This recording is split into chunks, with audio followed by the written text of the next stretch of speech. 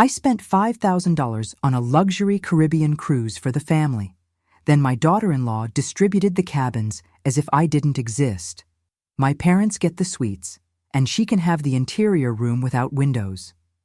I recorded everything and waited for the perfect moment. Playing her words over the ship's public address system during the captain's dinner, seeing 500 passengers shocked, priceless. And when you hear the audio recording that brought 500 strangers to their feet in thunderous applause, you'll understand why sometimes the sweetest revenge is simply letting people hear the truth. But first, you need to know how a 67-year-old grandmother became the most dangerous person on that ship. My name is Hope. I'm 67 years old, and what I'm about to tell you happened 3 months ago on a luxury Caribbean cruise that I paid for with $5,000 from my pension savings. Money I had religiously saved since becoming a widow, dreaming of moments like this. A perfect week with my son Robert, my daughter-in-law Patricia, and my 2 grandchildren. What I didn't know was that for Patricia, I wasn't the grandmother who deserved respect. I was just the wallet that paid for everything. But what I also didn't know was that Patricia had made the biggest mistake of her manipulative life. She had chosen the wrong victim. You see, honey, I've lived long enough to know that when someone is too eager to help, you better check your wallet. And when someone starts making you feel grateful for scraps of your own kindness, well, that's when you know you're dealing with a professional. But before I tell you about the revenge that left 500 cruise passengers speechless, I need you to understand how I got to that point.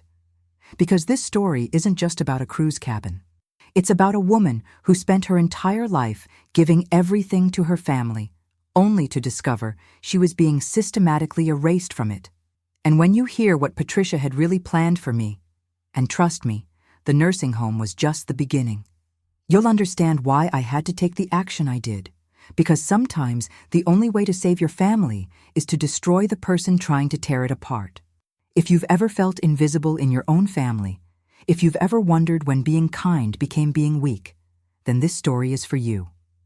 Hit that subscribe button now, because what happens next will show you that it's never too late to stand up for yourself. And believe me, you're going to want to hear every single detail of how this grandmother turned the tables. My story with Robert began when I was just 25 and became a widow with a 2-year-old son. My husband Michael died in a construction accident, leaving me alone with a toddler, nothing but debts and a shattered heart. Do you know what it's like to wake up every morning at 4 a.m. to catch the bus to the textile factory, work 8 hours sewing school uniforms, then rush to Mrs. Linda's house to pick up your son and take him to your second job cleaning offices until 10 p.m.? I did that for 18 years straight. But what I didn't know then was that every sacrifice I made was building the strength I'd need to face the biggest betrayal of my life. Robert was my world, my reason for living. Every dollar I earned had his name on it. When he turned 5 and told me, "Mommy, I want to be an engineer like Peter's dad," I promised him he would be, even if I had to work myself to death. And I kept that promise.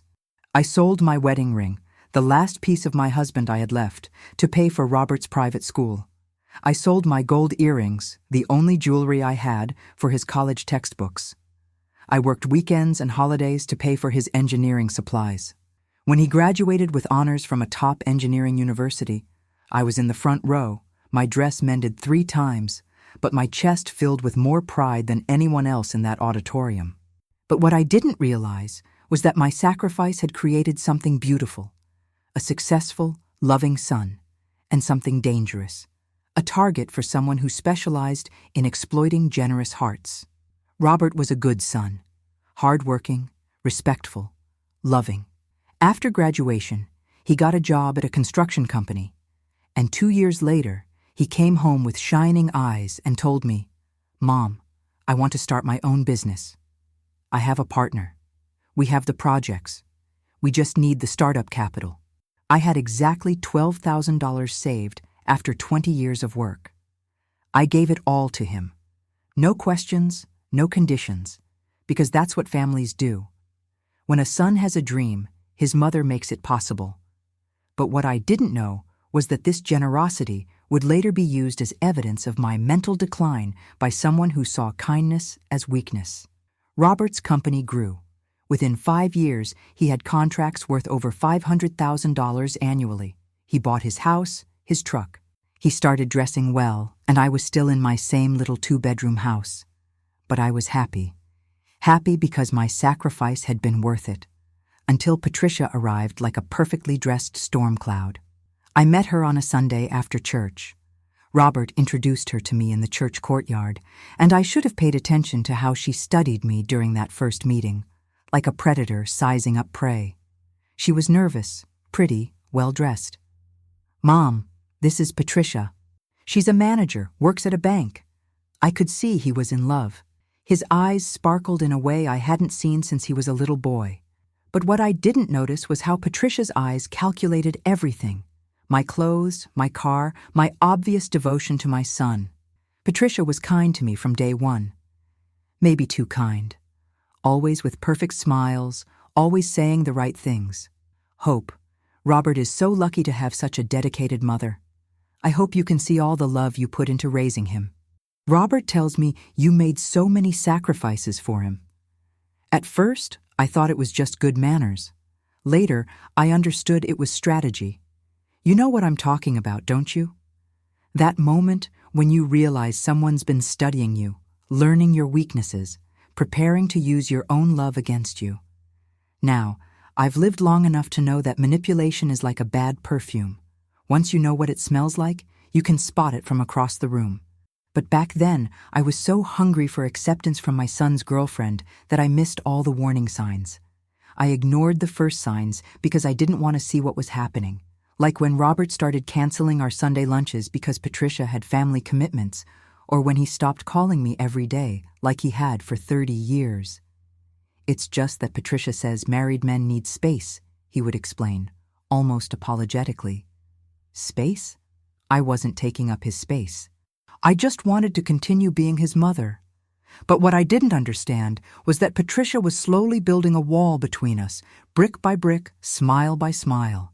But Patricia was smart, very smart. She never attacked me directly, never disrespected me to my face. She was more subtle, more poisonous. There's something almost impressive about that level of calculated cruelty, isn't there? It takes real talent to destroy someone while making them thank you for it. Like when she organized family dinners and forgot to invite me. "Oh, Hope, I'm so sorry. I completely forgot to call you. There were so few of us." But she had invited her mother, sisters, aunts. I always found out later, when Robert told me how much fun they had. Each forgotten invitation was another brick in that wall, or when she started changing the decoration in Robert's house. "Patricia has such good taste, Mom. The house looks so much more modern. The photos of Robert and me when he was little disappeared from the refrigerator. The cushions I had knitted for his sofa were replaced with more elegant ones. Little by little, my presence was erased from my son's house. But what I didn't know was that this was just the rehearsal for the main performance. The hardest blow came when the grandchildren were born, Jacob and Sarah. My loves, my reasons for living after I became a widow. Patricia used them as weapons.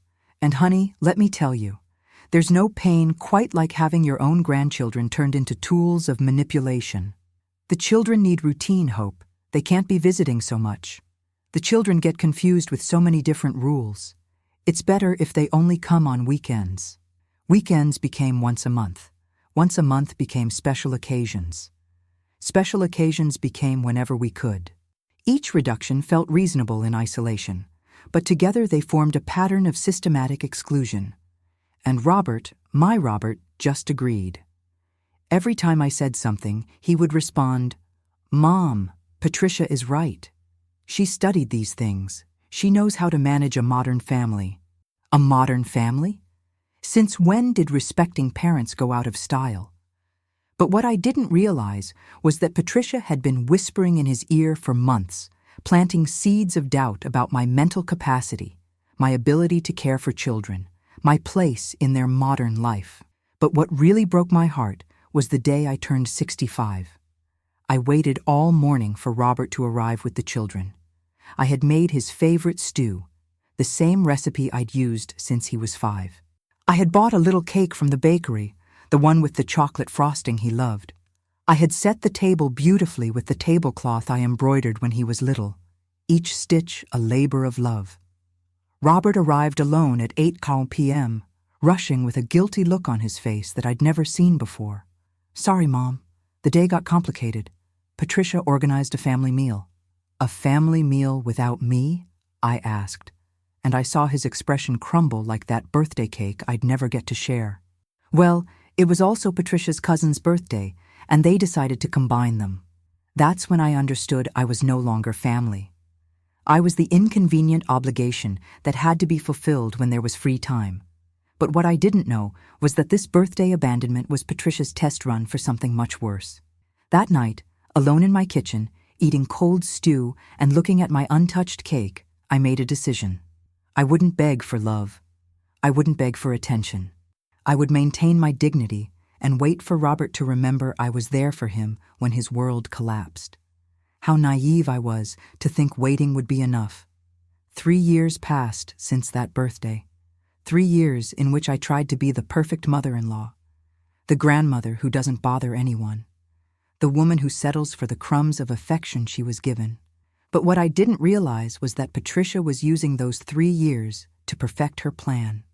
Until that invitation to the Caribbean cruise came, which I thought was the golden opportunity to get my family back. Little did I know that Patricia's phone would become my secret weapon, and that invitation was actually my summons to the final battle. How foolish I was. The call came on a Tuesday afternoon while I was watering my geraniums in my small backyard.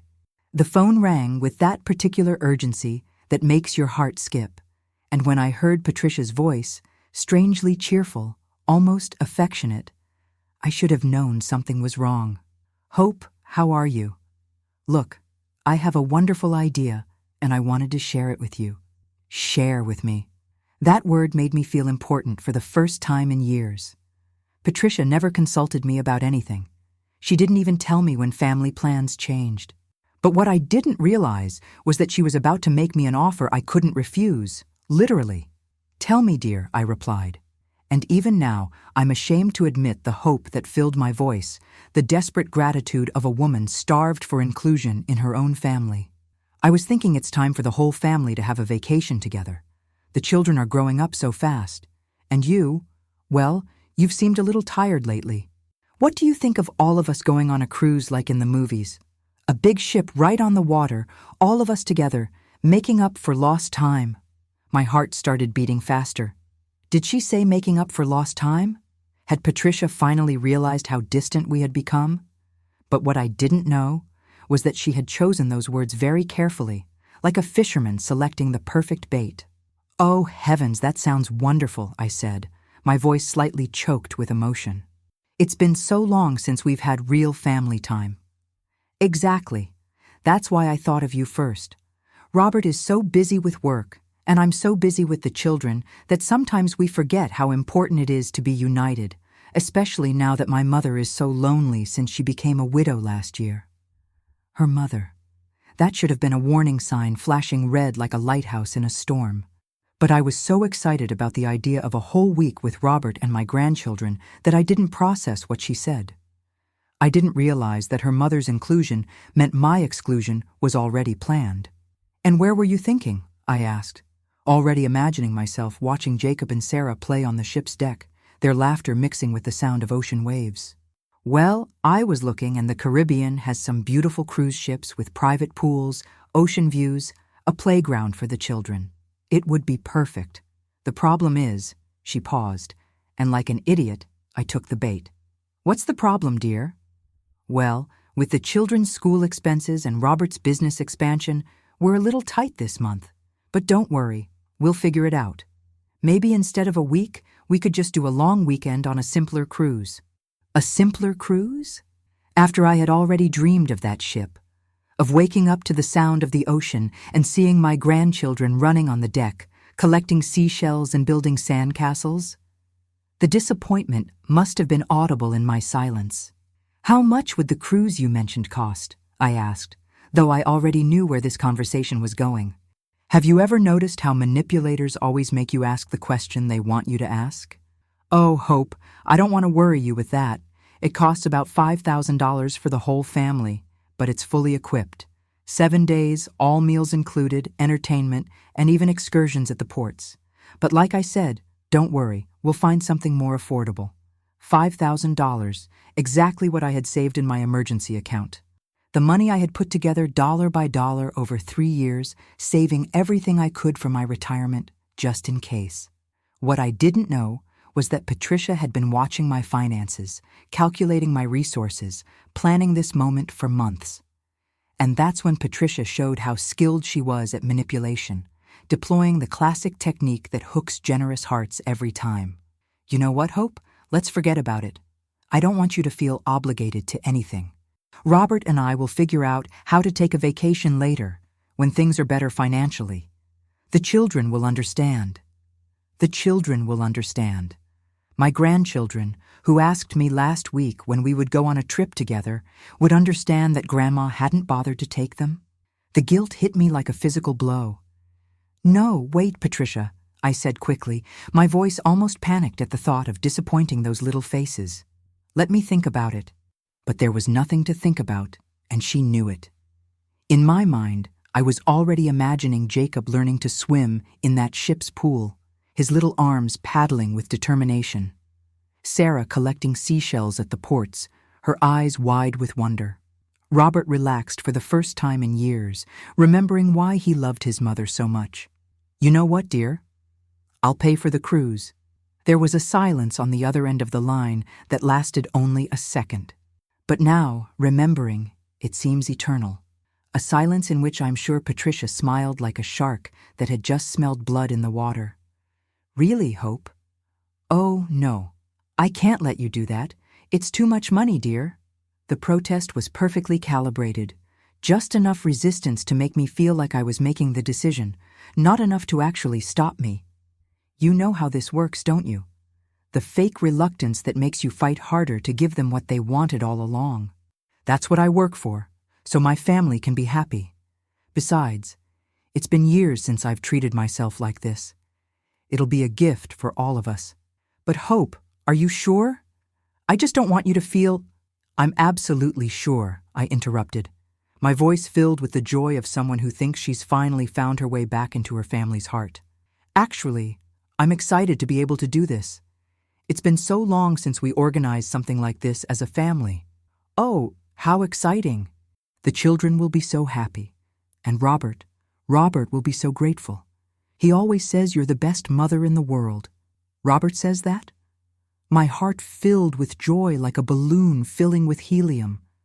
Maybe things weren't as bad as I thought. Maybe this was the opportunity we were waiting for to become the united family we used to be. But what I didn't know was that Robert hadn't said that in years, and Patricia was already planning how to use my generosity against me. Let me book the cruise right now before we lose it, Patricia said urgently, striking while the iron was hot. Can you give me your card details? I should have said I would make the reservation myself. I should have asked for more details. I should have paid attention to how quickly she accepted my offer, how smoothly she moved from reluctance to booking. But I was so excited, so full of hope after years of feeling excluded, that I gave her all my information without thinking twice. All set, Hope. It's booked from August 15th to 22nd. A whole week as a family. It's going to be perfect. Perfect. That word would haunt me for the next 3 months. How exciting, dear. And does Robert know yet? I'll tell him as soon as he gets home from work. He'll be so happy that you made this possible. That night, I went to bed feeling like the luckiest woman in the world. I had invested my savings in something worth more than any amount of money. Quality time with my family.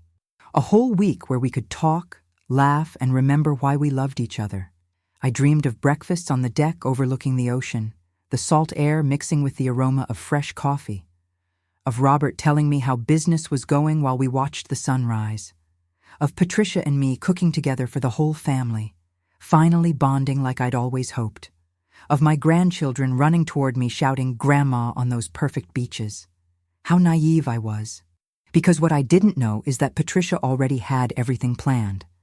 She already knew exactly what would happen that week, who would sleep where, and what my place would be on her cruise ship. What I also didn't know was that Tuesday's call wasn't an accident, and that what Patricia had in store for me was much worse than sleeping in a windowless cabin. In 12 hours, Patricia would learn that underestimating a grandmother is a fatal mistake. The flight to Miami was the last time I felt truly happy on that vacation.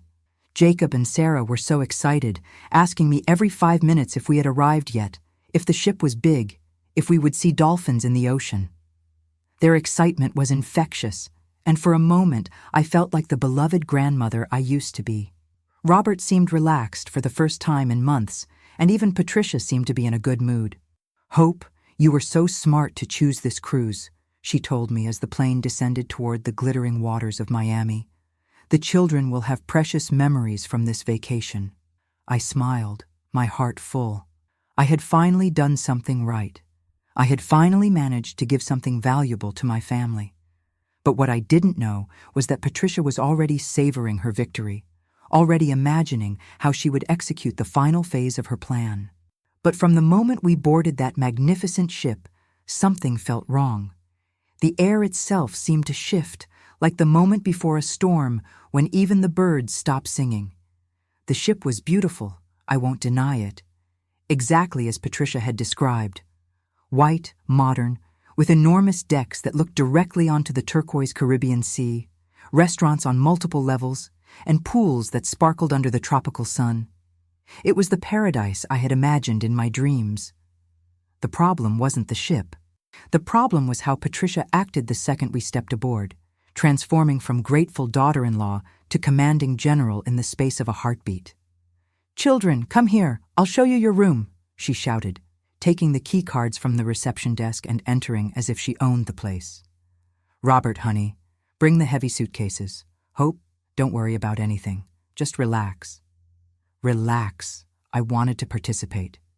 I wanted to see the rooms, choose where to stay, explore the dining areas where I planned to have special breakfasts with them throughout the week. But Patricia had already taken complete control, and I was left following behind like a tourist on my own reservation. "Look how beautiful," she said, opening doors and windows as if it were her own ship. "Robert, this is our room. Isn't it perfect? It has a walk-in closet and a private bathroom with a jacuzzi." Then she ran to another room. "Children, come see. You have bunk beds and an incredible view of the ocean." I followed her like a lost tourist, carrying my small suitcase, waiting for her to assign me a place in the paradise I had paid for. But what I didn't realize was that my place had already been decided long before we boarded. "And Hope," she said finally, almost as if she had forgotten about me entirely, "you can stay in the interior cabin. It's very comfortable, has its own bathroom, and it's cool because of the air conditioning." The interior cabin? On the ship I had rented, I was the guest. The words hit me like a slap, but I was still too shocked to process their full meaning. But that wasn't the worst part. The worst was realizing that the real owner of the ship wasn't Patricia or me. It was Maria, Patricia's mother, who arrived that same afternoon by taxi from the port, as if everything had been planned from the beginning. "Darling, what a beautiful ship you chose," she shouted to Patricia while hugging her, and I felt my stomach drop. "The rooms are so spacious, and this deck is perfect for my morning exercises." Her morning exercises? Mrs. Maria already knew where she was going to exercise on my ship. The coordination was too perfect to be coincidental. "Mom, I'll show you your room. It's the grand suite with the best ocean view," Patricia told her, and I felt like I had been slapped again. The grand suite for Patricia's mother. And where was I going to stay? In the windowless interior cabin, like a servant in my own house. "Patricia," I said quietly, trying not to seem irritated in front of the children who were running around excitedly. "I thought we were all going to figure this out together. I didn't know your mother was coming." "Oh, Hope, I forgot to mention. My mother is going through a very difficult time since she became a widow, and I thought this vacation would do her a lot of good. You understand, right? Women our age need family support. Women our age. Maria was 62. I was 67. But apparently she deserved the grand suite, and I deserved the interior cabin. The casual cruelty of it took my breath away. "Of course, dear," I replied, because what else could I say? The children were there running around excitedly, and I didn't want to be the bitter person who ruined the first day. But what I didn't know was that my compliance was being noted, catalogued, used as evidence of my submissive nature. But Robert, my Robert, said nothing. Not a word of protest. Not a, "Mom, are you comfortable with this arrangement?" Nothing. He just nodded along, already trained to accept Patricia's decisions without question. That first afternoon, while I unpacked in my windowless interior cabin that felt more like a closet than a room, I could hear the voices of Patricia and her mother organizing the entire week as if I didn't exist. Tomorrow we can go to the historical site, but early to avoid the heat. Wednesday is perfect for the snorkeling tour. The children will love it. Friday, we can have a special dinner on the deck. I brought my secret ceviche recipe. Her secret recipe. In the kitchen I was paying for. The irony was so thick you could cut it with a knife. I went down to the main lounge, hoping to participate in the family planning, still clinging to the illusion that this was a family vacation. But when I arrived, Patricia and her mother had already organized everything. "Hope, are you settled in? Look, we have the whole week planned. It's going to be incredible." They showed me a handwritten list with all the activity schedules, even menus for each day. Everything decided without consulting me, as if I were a last-minute guest on my paid vacation. The list was color-coded and laminated. This wasn't spontaneous planning. This was military precision. "And how can I help?" I asked, trying to seem useful, still hoping to find my place in their perfect plan. "Oh, don't worry about anything," Patricia said, with that smile I was beginning to hate, the one that never reached her eyes. "You just relax and enjoy. Maria and I have organized everything." Maria and I. As if they were the hosts, and I was the guest who had to thank for being included. The phrase echoed in my head like a death knell for my hopes. That night during dinner, which they prepared with the ingredients I had paid for, I had to sit at the edge of the table while Patricia and her mother occupied the main seats like the true matriarchs of the family. Robert was absorbed in his phone answering work emails. The children were eating excitedly, talking about everything they wanted to do the next day, and I felt like an invisible ghost at my own table, watching my family enjoy the vacation I had given them while treating me like an inconvenient stranger. "Hope, you can stay and rest at the ship tomorrow if you want," Maria told me with false consideration, her voice dripping with condescension. "The historical site tour is very tiring for, well, you understand." For what? For old ladies like me? The unspoken words hung in the air like smoke. "No, thank you." "I'm going," I replied, with more firmness than I had used in years. "I've always wanted to see the ancient pyramids." Patricia and her mother exchanged a look that I didn't like at all, a look that said they had expected this response and had already planned for it. "Of course, Hope, you want to," Patricia said, her voice sweet as poisoned honey. "I'm just warning you that it's a lot of walking in the sun." As if I were so fragile I couldn't walk. As if I hadn't worked standing up 8 hours a day for 30 years of my life. But what I didn't know was that every sign of my strength was being twisted into evidence of my confusion and stubbornness. That night, lying in my interior cabin while I listened to Patricia and her mother's laughter on the deck enjoying the wine I had paid for, I understood I had made the biggest mistake of my life. I hadn't organized a family vacation. I had paid $5,000 to be humiliated in high definition in front of the Caribbean Sea.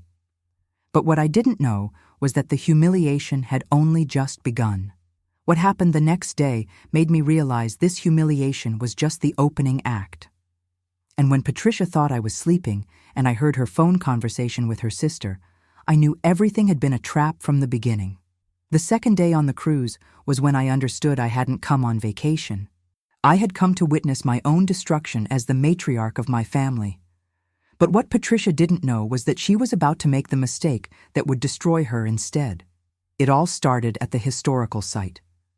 Despite Patricia's warnings about how tiring the tour would be for me, I was the first on the bus and the last to get tired walking among the ancient ruins. While Maria complained about the heat every 5 minutes, and Patricia looked for shade to take perfect selfies for her social media. I listened to the guide explain the history with the curiosity of a child. "Grandma, did you know the ancient people were super smart?" Jacob asked me, taking my sweaty hand as we walked toward the main pyramid, his small fingers trusting and warm in mine. "Of course, my love, and they were also very brave," I replied, carrying him when he got tired, even though Patricia shouted from behind, "Hope, don't carry him. You'll hurt your back." "Hurt my back? Me, who carried Robert until he was 5 years old while working double shifts?" But what I didn't realize was that every act of strength was being recorded in Patricia's mental notebook as evidence of my reckless behavior and poor judgment. But the real humiliation began that night when we returned to the ship exhausted and happy. The children had fallen asleep on the way, their faces peaceful and sun-kissed. Robert carried them to their room, and I went to my cabin to shower and wash off the dust of the day. When I opened my cabin door, I froze. All my things were packed in my suitcase, placed on the bed, as if I were an unwanted guest who had to leave immediately. The sight hit me like a physical blow. "Patricia!"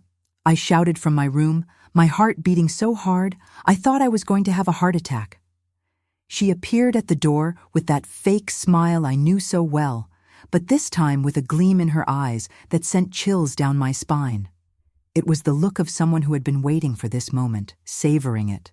"Oh, Hope, I'm so sorry I forgot to tell you. My cousin Jessica and her husband arrived as a surprise and urgently need a room. They're on their honeymoon. Can you imagine? I couldn't say no. Her cousin on my cruise ship, and I had to give up my room to strangers. The audacity was breathtaking." "But Patricia," I said, trying to stay calm even as my world tilted sideways. "Where am I going to sleep?" "Oh, don't worry. The lounge sofa is super comfortable. It even has memory foam cushions. You'll be better than in any 5-star hotel." The sofa.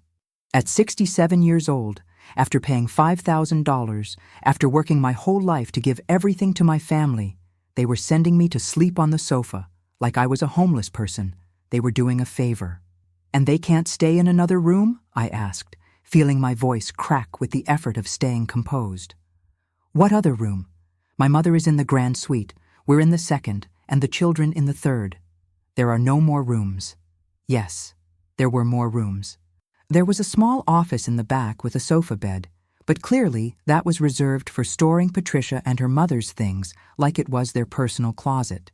"Patricia, I paid for this cruise," I said for the first time with firmness, and I saw her face change for a second, a flash of something ugly before the mask slipped back into place. "Yes, Hope, and we all appreciate you so much. That's exactly why we don't want you to worry about anything. We'll make sure everyone is comfortable. You just relax. Relax on the lounge sofa." The words felt like a death sentence. Robert appeared at that moment, sweaty and tired from carrying sleeping children. "What's happening here?" he asked, seeing our tense faces but clearly hoping it was nothing serious. "Nothing, honey," Patricia told him immediately, her voice smooth as silk. "I was just explaining to your mother that Jessica and Richard arrived as a surprise, and we need to rearrange the rooms." "Oh, perfect," Robert said, without even asking for details, without even looking at me. "Have you eaten dinner?" "I'm starving." "Perfect." He thought it was perfect that his mother sleep on the sofa while strangers occupied her room. The casual dismissal hurt more than any slap could have. That night was the longest of my life. I lay on that sofa in my cotton nightgown, covering myself with a thin blanket Patricia had found in the cleaning closet, listening to the laughter of my entire family enjoying their rooms on the ship I had paid for. The sofa springs dug into my back like accusations. The fabric smelled of cleaning chemicals and other people's vacations. Through the thin walls, I heard the children talking excitedly in their room about everything they had seen that day. I heard Robert and Patricia talking quietly in their air-conditioned room. I heard Maria moving around in the grand suite that should have been mine. And there I was on the lounge sofa, feeling every spring dig into my back, wondering how I had become so insignificant in my own family. But what I didn't know was that this was all part of Patricia's plan to break me down. to make me so grateful for any kindness that I would sign anything she put in front of me. But what really destroyed me happened at 2 a.m. Patricia came down to the lounge to get water and didn't notice I was awake. She was talking on the phone in a low voice, but in that ship you could hear everything through the thin walls. "Linda, you won't believe how easy it was," she told her sister with a laugh that chilled my blood to ice. "The old lady paid for everything without asking questions. $5,000. Can you believe it? And now she doesn't dare complain that I sent her to the sofa." Old lady? The old lady who paid for everything? The casual cruelty in her voice was like a knife twisting in my chest. No, she won't say anything. She's one of those mothers-in-law who does everything to be loved. Robert is completely on my side now. He doesn't defend her like before. Honestly, I almost feel sorry for her desperation for attention. Desperate for attention. For wanting to be treated with respect on the vacation I was paying for myself. The words echoed in my head like a cruel mantra. "I swear it's pathetic, Linda." Today at the ruins, she started carrying Jacob like she was a young grandmother just to get attention. Robert was even embarrassed. Robert was embarrassed of me for carrying my own grandson. The betrayal cut deeper than any physical wound. But what happened next was the dagger that pierced my heart and changed everything. The best part is that now that I've confirmed she's so submissive, we can proceed with the plan I told you about. Robert is almost convinced that she needs, more specialized care. He says he's noticed she's more forgetful lately, more fragile. Plan? What plan? And what specialized care were they talking about? My blood turned to ice water in my veins. Yes, sis. In 6 months maximum, we'll have her in a place where she'll be well cared for and we can live in peace without her always involved in our business. At that moment, I understood everything. This wasn't just about humiliating me on vacation. This was about removing me from Robert's life forever. This was about stealing everything I had worked for and making my own son complicit in my destruction. I lay there on that sofa, crying silently while Patricia returned to her room on my ship, planning how to put me in a nursing home to have my son all to herself. But what she didn't know was that she had just made the biggest mistake of her manipulative life. For the first time in my life, I felt like dying. I felt I had nothing left to fight for, that I had raised a son who saw me as a burden, that I had given my entire life for a family that considered me a problem to be solved. But then something happened inside me. Something I hadn't felt since I was 25 and became a widow with a baby in my arms. Anger. Pure anger that burned inside me like volcanic lava, melting away years of submission and people-pleasing. No, I wasn't going to let them send me to a nursing home like I was trash. I wasn't going to allow Patricia to destroy everything I had built with so much sacrifice. And I definitely wasn't going to continue being the submissive old lady who settled for crumbs. Because what Patricia didn't know was that the next morning, while she slept peacefully believing she had me under control, I would find her phone forgotten in the ship's cafe, and what I would discover there would give me the weapons to destroy her perfect world. You see, honey, manipulation is like a house of cards. It looks impressive until someone finds the right card to pull. And I was about to find Patricia's foundation card. At 5 a.m., when I couldn't pretend I was sleeping on the sofa that had become my torture bed anymore, I decided to get up to get some air on the deck. My back hurt, like I had been beaten with a stick, and my eyes were swollen from crying silently into that scratchy blanket. The ship was completely quiet except for the gentle hum of the engines and the whisper of waves against the hull. The only sounds were the distant snoring of Maria in the grand suite that should have been mine and the waves of the sea, which now sounded like mockery of my suffering. I walked barefoot to the main deck, trying not to make noise on my own cruise ship, when I saw it. Patricia's phone was on one of the deck chairs, the screen glowing like a beacon in the pre-dawn darkness.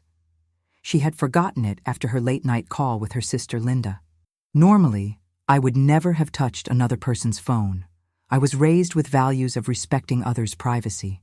But after hearing her call me old and pathetic, after discovering they had a plan to put me in a home, I had no dignity left to protect. Sometimes, honey, You have to fight fire with fire.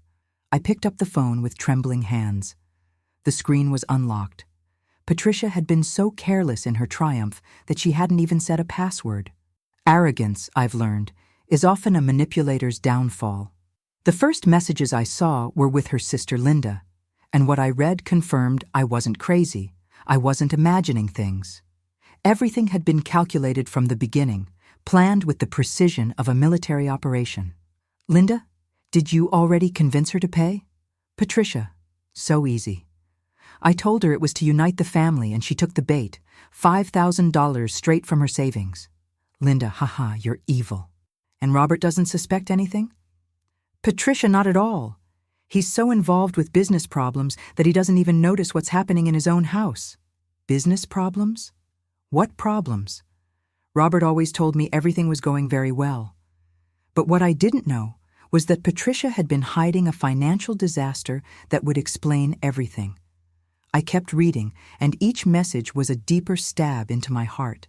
Patricia, the best part is that I already have the psychologist on my side. I told him my mother-in-law is getting very forgetful, that sometimes she doesn't recognize the grandchildren, that the other day she forgot to turn off the gas stove. Linda, is that true? Patricia, please. The old lady is sharper than you and me combined, but the doctor doesn't know that. I already have the psychological report that says she needs constant supervision. A psychological report. She had fabricated a false psychological report to justify my institutionalization. The professional level of this deception was staggering. My hands were shaking so much I almost dropped the phone. But there was more, much more. And what I found next would give me everything I needed to destroy her. I entered her messages with someone called Dr. Ruiz. And what I found took my breath away. Dr. Ruiz, Mrs. Patricia, I have the commitment papers ready with the psychological report you sent me. There will be no problem arguing mental incapacity. Patricia, perfect. And the property issue. Dr. Ruiz, your husband is the only heir and can manage all of the mother's assets. The house, the bank accounts, everything goes to his administration immediately. My house. They wanted my house. The little 2-bedroom house I had worked 30 years for and paid for dollar by dollar with the sweat of my brow. I had even sacrificed meals to not miss a single payment, and now they were planning to steal it while I was locked away in some facility. With tears of rage streaming down my face, I continued searching through that phone that had become my family's Pandora's box. I found a conversation with a lawyer named Martinez that chilled my blood. Lawyer Martinez, Patricia, the numbers don't lie. Robert's company has a debt of $200,000. If they didn't pay in the next 3 months, they will face foreclosure. Patricia, and if Wessel my mother-in-law's house? Lawyer Martinez, with the 180,000 it's worth, you'd cover almost all the debt. But you need her to sign voluntarily or for Robert to have legal power over her assets. $200,000 in debt. Robert was on the brink of financial ruin. And I didn't even know. Patricia didn't want to take my house just out of spite. She needed me out of the way to save her lifestyle with my sacrifice. But what I discovered next showed me the true extent of this woman's betrayal, and it was worse than anything I could have imagined. Photos. Hundreds of photos in a hidden folder labeled Insurance. Photos of Patricia with a man who wasn't Robert. Kisses, hugs in elegant restaurants, in hotels, in situations that left no room for doubt. The man was younger, handsome, and clearly expensive. And the messages with that man, saved under the name Work Insurance, revealed the full scope of her plan. Work insurance, love. We're almost there. As soon as they commit the old lady and sell her house, Robert can declare bankruptcy. We lose the company, but we save the money. Patricia, and then? Work insurance. Then I divorce my husband. You divorce your wife. And we go live in Costa Rica with the clean money. It couldn't be real. It couldn't be that my daughter-in-law was planning not only to steal my house and put me in a nursing home, but also to destroy Robert financially and emotionally to run away with her lover. The scope of the betrayal was breathtaking. I was there in that ship's cafe at 6 a.m., reading message after message that destroyed all the illusions I had about my family. Patricia wasn't just manipulative. She was a professional con artist who saw Robert and me as perfect victims in an elaborate long-term scam. But there was something else, something that gave me the first spark of hope in days. A message from just 2 hours ago when Patricia thought I was sleeping on the sofa. "Patricia, Linda, tomorrow night the old lady is going to sign the papers. I'm going to tell her they're about her health insurance documents, but they're actually the legal power of attorney we need tomorrow." I had less than 24 hours before they made me sign my own civil death sentence. But now I had something Patricia didn't know I had: the truth. And honey, let me tell you, the truth is the most powerful weapon in the world. At that moment, standing in that cafe with my enemy's phone in my hands, I made the most important decision of my 67 years. I was no longer going to be the victim. I was going to be the hunter. Silently, I took photos of every message, every conversation, every compromising image. My old phone took forever to save each screenshot, but I didn't care. I documented everything, every betrayal, every lie, every piece of evidence that Patricia wasn't who she seemed to be. When I finished, I put her phone exactly where I had found it and returned to my sofa. But I was no longer the same woman who had been crying there 3 hours before. Now I was a woman with information, a woman with evidence, a woman who knew exactly what she was facing, and most importantly, I was a woman with a plan. Patricia had made the biggest mistake of her life by underestimating a woman who raised a son alone, who worked double shifts for 30 years, and who had survived everything life had thrown at her. That morning, while she slept peacefully believing she had everything under control, I began planning the most perfect revenge imaginable. But I wasn't going to confront her in private. Oh no. What I had planned was much more public, much more humiliating, and much more satisfying. You see, that very evening was the captain's formal dinner, the most elegant event of the entire cruise, where all 500 passengers would gather in the grand ballroom, dressed in their finest clothes, to celebrate the voyage. And I had just figured out how to turn Patricia's perfect evening into her worst nightmare. What I found in those messages would make the captain's dinner unforgettable for 500 people. Because if Patricia wanted to play dirty, she was about to discover she had chosen the wrong opponent, and that this submissive old lady had some tricks up her sleeve she never could have imagined. The dawn of the 4th day on the cruise found me a completely different person. I was no longer the broken woman who had gone to sleep on that sofa. I was a woman on a mission to protect what I had built over 67 years and teach Patricia she had chosen the wrong victim. While the rest of the ship slept, I was already awake, mentally organizing every piece of information I had discovered. The photos of the lover, Robert's secret debts, the plan to force me to sell my house.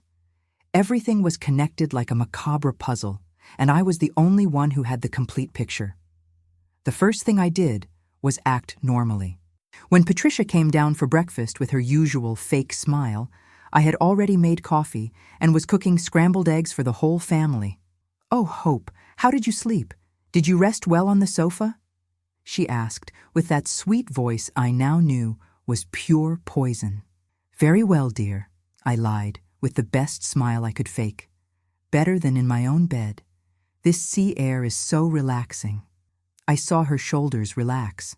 She thought she had won, that she had completely tamed me, that I was so submissive I even thanked her for making me sleep on the sofa. How wrong she was. During breakfast, while Robert checked his work emails with a worried look that I now understood, and the children planned their day at the ship's water park, I watched Patricia like a hawk studies its prey before attacking. Every gesture, every word, every look she exchanged with her mother, Maria.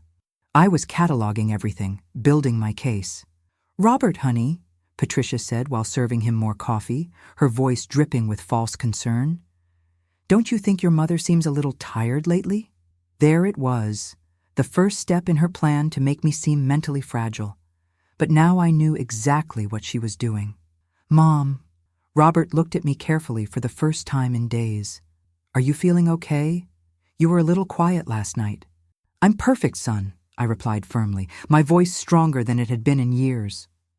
It's just that at my age, I don't have the energy of you young people, but mentally, I'm sharper than ever. Patricia frowned for a second. She didn't like my answer. She expected me to confirm her narrative of weakness, to play into her hands like I always had. It's just that I've noticed she's a little, how can I say this without offending you? A little forgetful, Patricia insisted, her voice taking on that concerned tone that I now recognized as pure manipulation. Yesterday, at the historical site, she forgot where she put her purse about 3 times. Lie. Complete lie. I had never forgotten anything, but Robert nodded as if he remembered something. The power of suggestion was strong, especially when it came from someone you trusted. Now that you mention it, at home too. The other day I arrived and you had left the stove on, Mom. The stove on? I had never done that in my life, but I saw Patricia smile subtly, and I realized she had been planting these false memories in Robert's head for months, maybe years. At that moment, I understood the diabolic genius of her plan. It wasn't just about humiliating me on this cruise. It had been a long, slow process of making my own son doubt my mental capacity. And I had been so focused on trying to be the perfect mother-in-law that I hadn't noticed the psychological warfare being waged against me. "Robert," I said, looking him directly in the eyes with a clarity that seemed to surprise him. "Never in my life have I left the stove on, not one day. In fact, I always check twice before leaving the house." "Of course, Hope," Patricia intervened quickly, her voice smooth as silk. "It was probably just a small slip. It happens to all of us." But I wasn't going to let her control the narrative anymore. Not when I knew exactly what game she was playing. "Patricia," I said, with an angelic smile that hid a steel core. "Speaking of slips, didn't you forget your phone on the deck last night? I saw it when I got up to get some air. I put it in the safe drawer so no one would see it lying around. I wouldn't want someone to see it by accident." She went pale, completely pale. The color drained from her face like water from a broken dam. "My phone. Yes. Well, there on the deck. Thank goodness you put it away. I wouldn't want anyone to see it lying around."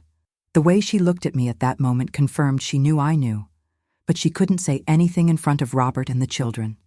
The fear in her eyes was delicious.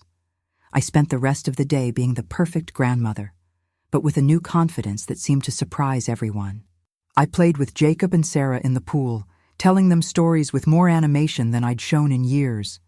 I carried them when they got tired of swimming, ignoring Patricia's protests. But mentally, I was working on my plan.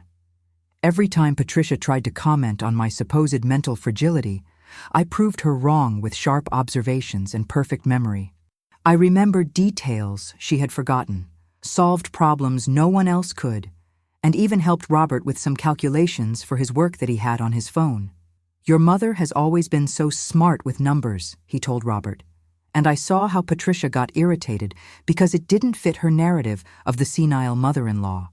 That afternoon, when Patricia went for a walk on the deck, which I knew was to talk to her lover without being heard, I took the opportunity to approach Robert.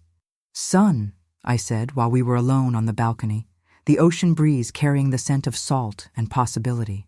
"How is business going? You seem very worried." His face changed immediately. That was his weak point, and I could see the stress lines that had deepened since Patricia entered our lives. "It's complicated, Mom, but I don't want you to worry. We'll get through it." "How complicated?" I insisted, with the most loving voice I could muster, the voice of a mother who had always been there for him. "It's just some temporary cash flow problems. Nothing that can't be solved. Cash flow problems." A $200,000 debt wasn't a cash flow problem, and I knew it. But I also knew that confronting him now would only put him on the defensive. "And Patricia is helping you? She studied administration, right?" "Yes, she supports me a lot. Actually, it was her idea not to tell you anything so you wouldn't worry." "Patricia's idea, of course. Keep me in the dark so she could execute her plan without interference." But now I knew exactly what that plan was. That afternoon, I made my way to the ship's entertainment office. I had befriended Leo, one of the cruise directors, earlier in the week. He was a charming young man from Puerto Rico who had been nothing but kind to me, treating me with the respect Patricia never showed. "Mrs. Hope," he said, with a bright smile when he saw me. "How are you enjoying the cruise?" "It's been wonderful, Leo. Actually, I wanted to ask you about something special for tonight's captain's dinner." "Of course. What did you have in mind?" "Well, it's my son's birthday tomorrow," I lied smoothly, my voice filled with grandmotherly warmth. "And I wanted to surprise him with a little audio message from the family. You know, something sweet that could be played over the ship's sound system during dinner. Would that be possible?" Leo's eyes lit up like Christmas morning. "Oh, that's so sweet. Yes, absolutely. We love doing special surprises for our guests. Do you have the recording ready?" "I do," I said, pulling out my phone with the confidence of someone who had spent hours preparing. "It's just a short family message, very heartwarming." "Perfect. Just send it to me, and I'll make sure it plays during the dinner service. What a lovely surprise for your son." If only he knew what kind of surprise it would really be. That evening, as the sun began to set over the Caribbean, painting the sky in brilliant shades of orange and pink, I prepared for the captain's formal dinner with the care of a general preparing for battle. I put on my best dress, a navy blue number I had bought specifically for this cruise, and my pearl necklace, the one Robert had given me for my 60th birthday. I looked at myself in the mirror of my tiny interior cabin and smiled. Tonight, Patricia would learn that she had severely underestimated the wrong woman. Tonight, 500 people would hear the truth. The grand ballroom was magnificent, like something out of a fairy tale. Crystal chandeliers cast a warm glow over the elegantly dressed passengers. The captain, resplendent in his white uniform with gold braiding, moved through the crowd greeting guests with practiced charm. The tables were set with fine china and sparkling silverware that caught the light like stars. Patricia looked stunning in a red evening gown that probably cost more than my monthly pension. Her hair perfectly styled in an updo that showcased diamond earrings I'd never seen before. She was in her element, playing the role of the sophisticated cruise passenger, accepting compliments and admiration like a queen holding court. Maria wore an elegant black dress and seemed to be enjoying the attention from other passengers who complimented her on her lovely family vacation. The irony was thick enough to cut with a knife. Robert looked handsome in his dark suit, though I could see the stress lines around his eyes that hadn't been there before Patricia entered our lives. He kept checking his phone, probably worried about those business problems he thought I didn't know about. We were seated at a table near the center of the ballroom, prime real estate that Patricia had no doubt requested. She wanted to be seen, to be admired, to be the center of attention. She had no idea she was about to become the center of attention in a very different way. "Isn't this just magical, Hope?" Patricia said to me, her voice dripping with false sweetness as she surveyed her kingdom. "Thank you again for making this possible. We're all having such a wonderful time." "It truly is magical," I replied, my smile genuine for the first time in days. "I have a feeling tonight is going to be very memorable." The dinner service began with the captain's traditional welcome speech. He spoke about the beauty of the Caribbean, the joy of family vacations, and the importance of creating lasting memories. How right he was about the lasting memories part. As the main course was being served, a beautiful piece of Caribbean lobster that I could barely taste through my anticipation, I caught Leo's eye across the room. He gave me a subtle thumbs up and pointed toward the sound booth. My heart began to race, but not with fear, with anticipation. "Ladies and gentlemen," the captain announced, his voice carrying easily through the ballroom's excellent acoustics, "we have a special surprise this evening. One of our guests has prepared a heartfelt family message to share with all of us. Let's listen together." The ballroom fell quiet. 500 passengers turned their attention to the speakers mounted throughout the room, their conversations stopping mid-sentence, their forks pausing halfway to their mouths. Patricia looked confused but pleased, probably thinking this was some generic cruise ship entertainment. Then my voice filled the room, clear and strong. "I spent $5,000 on this luxury Caribbean cruise for my family." Patricia's fork clattered to her plate like a gunshot in the silence. Her face went white as the ship's hull. But I wasn't done. The recording continued with Patricia's own voice, crystal clear through the ship's premium sound system. My parents get the suites, and she can have the interior room without windows. The silence in that ballroom was deafening. You could have heard a pin drop on the carpet. 500 passengers sat frozen. Their conversations stopped mid-word, their expressions shifting from confusion to shock to dawning understanding. Patricia's mouth opened and closed like a fish gasping for air. Maria looked like she wanted to disappear into the floor. Robert stared at his wife with an expression I had never seen before, a mixture of shock, confusion, and dawning realization. But the recording wasn't finished. Patricia's voice continued, now speaking to her sister Linda. The old lady paid for everything without asking questions. $5,000.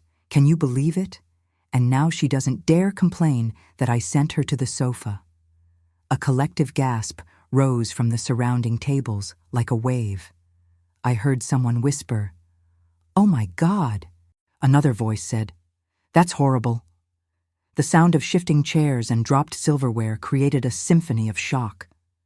Patricia tried to stand up, her chair scraping loudly against the floor, but I gently placed my hand on her arm with the strength of someone who had worked with her hands for decades. "Sit down, dear," I said quietly, my voice carrying in the stunned silence. "We're not finished yet." The recording played on. She's one of those mothers-in-law who does everything to be loved. Robert is completely on my side now. He doesn't defend her like before. Honestly, I almost feel sorry for her desperation for attention. Robert's face had gone from white to red. His hands were clenched into fists on the table, his knuckles white with tension. "Patricia," he said in a voice I barely recognized, low and dangerous. "What is this?" But there was more. So much more. Patricia's voice filled the ballroom again. "The best part is that now that I've confirmed she's so submissive, we can proceed with the plan I told you about. Robert is almost convinced that she needs, more specialized care." "Specialized care?" Robert's voice cracked like a whip. "What specialized care?"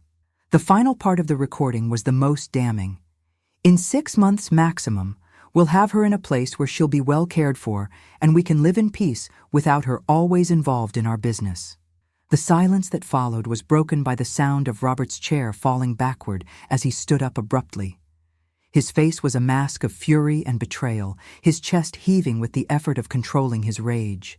"You were planning to put my mother in a nursing home?" he said, his voice carrying across the silent ballroom like thunder.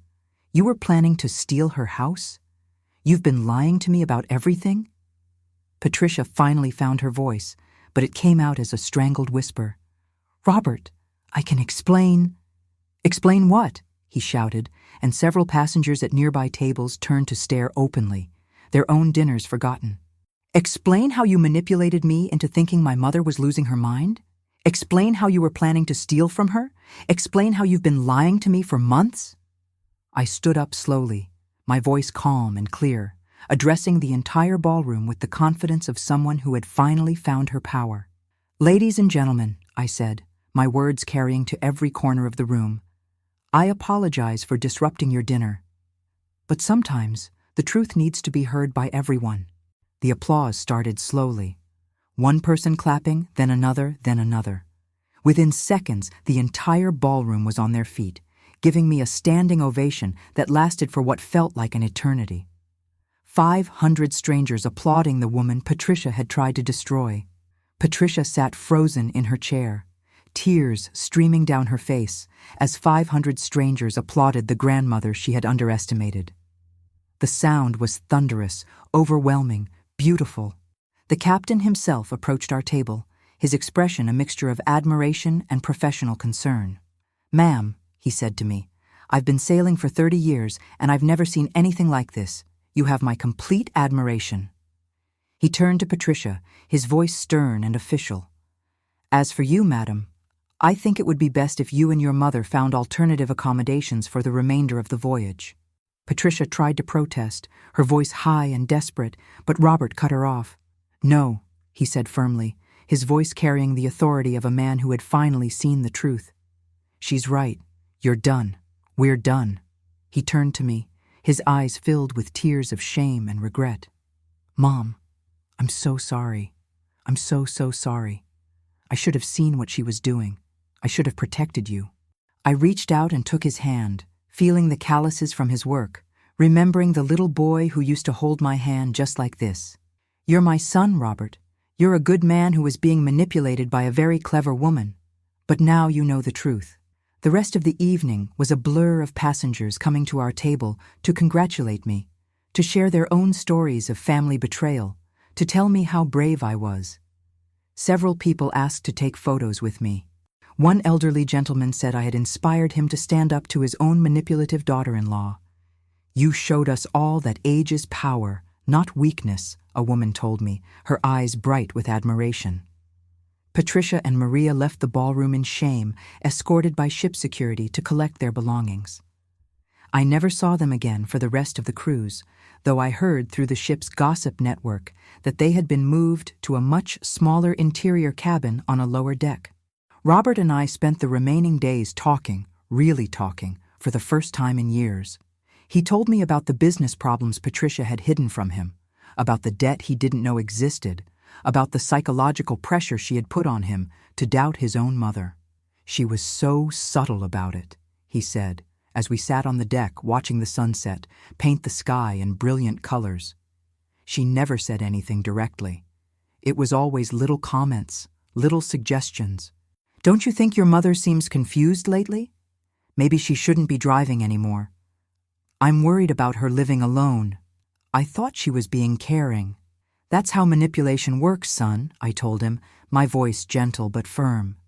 "The best manipulators make you think their ideas are your own ideas. They plant seeds of doubt and let them grow." We discovered that Patricia had been planning this for over a year. The cruise wasn't a spontaneous idea. It was a carefully orchestrated final step in her plan to isolate me and gain control of my assets. She had already forged documents, bribed a corrupt psychologist, and lined up a lawyer to help her steal my house. But her biggest mistake was underestimating a 67-year-old woman who had survived poverty, widowhood, and decades of hard work. She thought age made me weak. Instead, it had made me wise. The story doesn't end there, though, because when we returned home, Patricia's world completely fell apart like a house of cards in a hurricane. Robert filed for divorce immediately. During the proceedings, we discovered she had been embezzling money from his business for months, funneling it to offshore accounts she shared with her lover. The man she was planning to run away with? He disappeared the moment the money stopped flowing, leaving her with nothing but empty promises and frozen accounts. The psychological report she had fabricated about me led to criminal charges. Dr. Ruiz, the corrupt psychologist, was stripped of his license and faced fraud charges. Patricia was sentenced to 3 years in prison for elder abuse, fraud, and embezzlement. But the most satisfying part? The cruise passengers who witnessed that night started sharing the story on social media. Within days, it had gone viral. Patricia became known as the cruise ship daughter-in-law from hell. Her face was plastered across Facebook groups dedicated to exposing family manipulators. The public humiliation was more devastating to her than any prison sentence could have been. As for me, I got my son back. I got my grandchildren back. And I got something even more valuable, my self-respect. Robert moved back into my neighborhood, just 3 blocks away. He brings Jacob and Sarah over every Sunday for dinner. We cook together, laugh together, and most importantly, we talk to each other honestly. He rebuilt his business from the ground up, this time with complete transparency. No hidden debts, no secret partners, no lies. It's smaller than before, but it's honest, and he sleeps peacefully at night. The children ask me to tell them the story of Grandma's great cruise adventure at least once a week. I've edited it to be age-appropriate, of course, but they love hearing about how their grandmother stood up to the mean lady who tried to be cruel to her. "Grandma," Sarah asked me last Sunday while we were baking cookies, her small hands covered in flour, "how did you know what to do on the ship?" "Well, sweetheart," I told her, "sometimes when people are mean to you, the best thing to do is let everyone else see how mean they really are. The truth is very powerful. Will you teach me to be brave like you? Jacob asked, his eyes wide with admiration. You're already brave, my love. You just need to remember that being kind doesn't mean letting people walk all over you. There's a difference between being nice and being a doormat. I've learned so much from this experience. I learned that unconditional love doesn't mean unconditional tolerance of abuse. I learned that setting boundaries isn't selfish, it's necessary. I learned that sometimes the people who claim to love you the most are the ones trying to control you the most. Most importantly, I learned that it's never too late to stand up for yourself. At 67, I thought my fighting days were over. I thought my job was to be the sweet, accommodating grandmother who never caused trouble. But sometimes, causing trouble is exactly what's needed. The cruise ship incident taught me that respect isn't automatically given because of age or family relationships. Respect is earned, and it must be demanded when it's not freely given. I still live in my little 2-bedroom house, the one I worked so hard to pay for. But now it's filled with laughter again. Robert comes over for coffee every morning before work. The grandchildren have sleepovers every other weekend. My refrigerator is covered with their artwork and school photos. I've also become something of a local celebrity. The story of the cruise ship confrontation spread through my community, and now other elderly people come to me for advice about dealing with manipulative family members. I've helped 3 other grandmothers stand up to controlling adult children, and 2 elderly men escape financial abuse from their caregivers. There's even talk of me writing a book about the experience. Standing Up at Sea: How I Reclaimed My Family and My Dignity is the working title. Several publishers have expressed interest. But the real victory isn't the fame or the vindication. It's the quiet moments. It's Jacob running into my arms when he gets off the school bus. It's Sarah asking me to braid her hair before dance class. It's Robert calling me every evening just to say goodnight. It's the knowledge that I fought for my family and won. Patricia tried to erase me from my own son's life, but instead, she erased herself. She thought she could manipulate and control everyone around her, but she forgot that some people, especially grandmothers who have survived everything life can throw at them, don't go down without a fight. The cruise ship passengers who witnessed that night often send me messages through social media. They tell me I inspired them to stand up to their own family bullies. They share their own stories of triumph over manipulation and abuse. One woman wrote, "I watched your video 100 times before I finally found the courage to tell my sister-in-law that she couldn't treat me like garbage anymore. Thank you for showing me that age is power, not weakness." Another message read, "My grandmother died last year after being emotionally abused by my aunt for decades. She never stood up for herself because she thought it would cause family problems. I wish she could have seen your story. I wish she could have learned that causing problems for bad people is actually a good thing." These messages remind me that my story isn't just about me. It's about every older person who has been made to feel invisible, every grandmother who has been pushed aside, every parent who has been manipulated by their own children. We are not disposable. We are not burdens. We are not too old to fight back. The cruise industry even reached out to me. They wanted to use my story in their training programs to help staff recognize signs of elder abuse among passengers. I agreed, hoping it might help other families avoid what we went through. "Mrs. Hope," the training coordinator told me, "your story is being used to teach our crew that family dynamics aren't always what they seem on the surface. Sometimes the person being treated poorly is the one who deserves the most respect." I've also stayed in touch with Leo, the cruise director who helped me that night. He told me that the captain's dinner incident is still talked about in cruise ship circles. Apparently, it's become legendary among the staff. "You know," Leo said during one of our phone calls, "in all my years working on ships, I've seen a lot of family drama, but I've never seen someone handle it with such grace and such devastating effectiveness. You didn't scream. You didn't cause a scene. You just let the truth speak for itself. That's the key, I think. The truth is powerful enough on its own. It doesn't need embellishment or dramatics. It just needs to be heard." As I sit here in my garden, watching my geraniums bloom and listening to the sound of my grandchildren playing in the backyard, I reflect on how much my life has changed since that cruise. I'm no longer the woman who apologizes for taking up space. I'm no longer the mother-in-law who accepts crumbs of affection and calls it love. I'm no longer the grandmother who stays quiet to keep the peace. I am a woman who knows her worth. I am a mother who protects her family from those who would harm it. I am a grandmother who teaches by example that dignity is not negotiable. The cruise ship incident didn't just save me from Patricia's manipulation. It saved me from myself. It saved me from a lifetime of diminishing returns, of accepting less and less until I disappeared entirely. Now, when young women ask me for advice about dealing with difficult in-laws or manipulative family members, I tell them this. Don't wait until you're 67 to stand up for yourself. Don't wait until someone tries to put you in a nursing home to realize your worth. Start setting boundaries now. Start demanding respect now. Start fighting for your place in your own family now.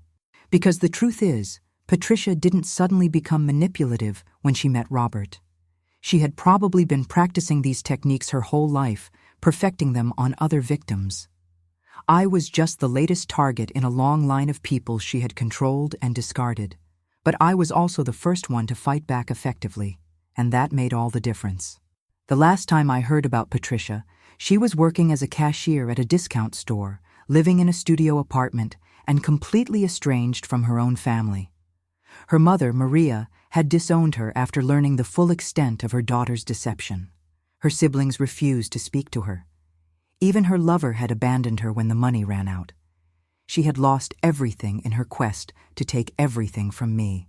There's a certain poetic justice in that. Meanwhile, my family grows stronger every day. Robert has started dating again.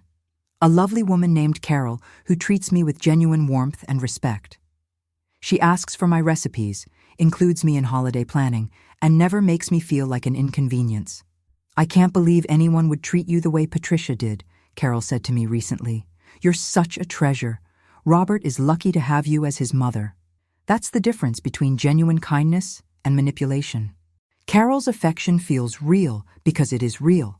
She doesn't want anything from me except to be part of our family.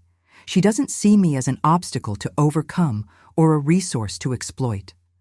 The grandchildren adore her, and she adores them. She's teaching Sarah to play piano, and she's helping Jacob with his science fair project. She fits into our family naturally without trying to rearrange it to suit her needs. This is what healthy family relationships look like. This is what I should have demanded from the beginning. If you're watching this and you recognize yourself in my story, if you're the grandmother being pushed aside, the mother-in-law being manipulated, the elderly parent being controlled, please know that it's not too late to change your situation. You don't have to accept disrespect in the name of family harmony. You don't have to smile and nod while someone erases you from your own life. You don't have to be grateful for scraps of attention from people who should be grateful for your presence. You have value. You have worth. You have the right to be treated with dignity and respect, especially by your own family. And if they can't see that, then maybe it's time to let the whole world see who they really are. Sometimes the best revenge isn't getting even. It's living so well that your enemies regret ever crossing you. I'm living proof that it's never too late to reclaim your power, your family, and your life. The cruise ship incident was just the beginning of my new chapter. At 67, I'm more confident, more assertive, and more respected than I've ever been. I've learned that age isn't a weakness, it's a superpower. We've survived everything life has thrown at us, and we're still standing.